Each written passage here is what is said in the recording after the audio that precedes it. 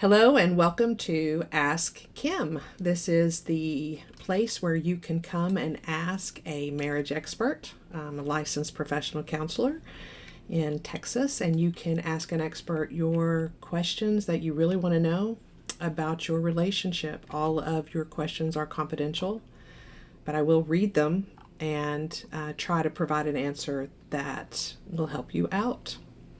I'm doing this because I want to help us all raise our love bar. And to raise your love bar means to expect more from yourself, from and for your partner in your marriage. We need to rise up for our marriages and do a better job. And so to do better, we need to know better. And that is part of Ask Kim. Today, I have a question about sex. I get a lot of questions about sex. I think we struggle a lot with that as couples. So I'm going to read the question. You guys know the drill, and then I will give my best attempt at answering. So this person says, my husband and I haven't had a great sex life.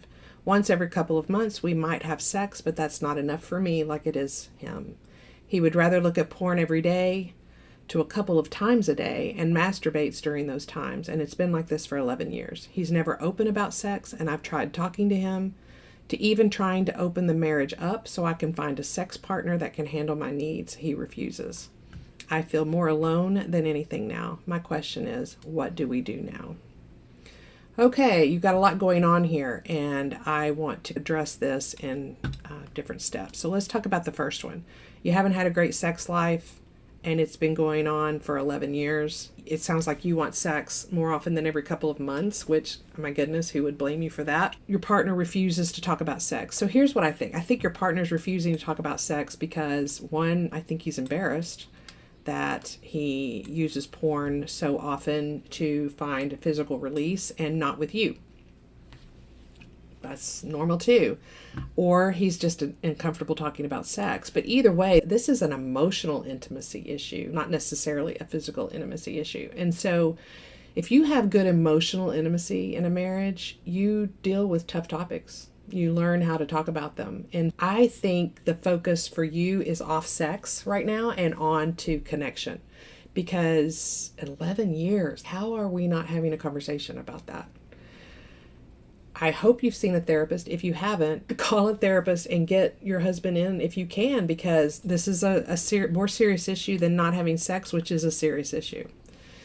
The other thing that I see about this is he would rather look at porn every day to multiple times a day and masturbate. So I'm assuming he's masturbating multiple times a day. And that sends up so many red flags to me around sex addiction.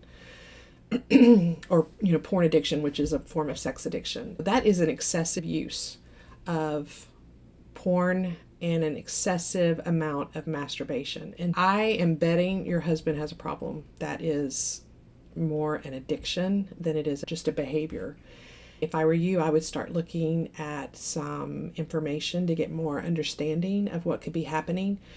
Go to the website yourbrainonporn.com and you will see how porn changes the brain. It literally rewires the brain. Often men who are addicted to sex or pornography have a lot of trouble having physical sex with their partner. When you self-pleasure at your own pace and speed and to the images that you see, it's a lazy way of getting off. It's lazy, and it requires very little effort and very little intimacy. And in fact, I worked with several clients who were so into porn that when they did have sex with their wife, they wanted to have sex from behind so that they didn't have to see their partner's face. And your husband definitely, I think he's more intimacy anorexic, which the porn feeds into.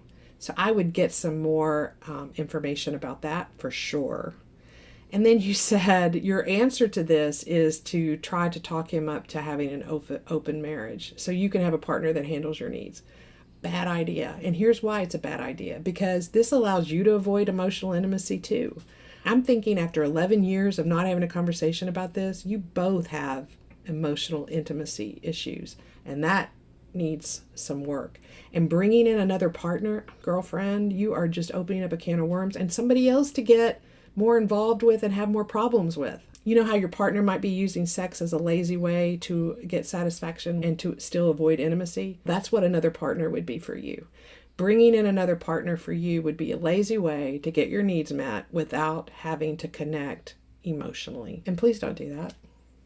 Please don't do that. It has nothing to do with my moral or religious beliefs about any of this, but it has to do with good common sense around relationships and being relational and what that means. And this isn't the answer.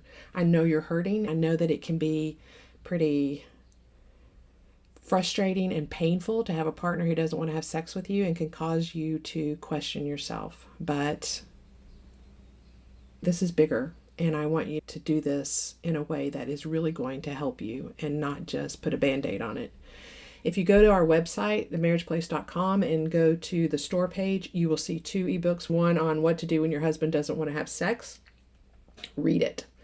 Get it and read it. It's $11, and I think it'll help start to point you in the right direction. I think we're going to have a lot of questions on sex, guys. So buckle up and get ready.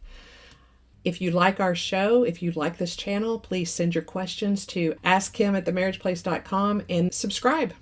If you hit subscribe, then you get alerted when we put new information out there. In the meantime, remember, you want to raise your love bar, and that the change for your relationship starts with you. So, until next time.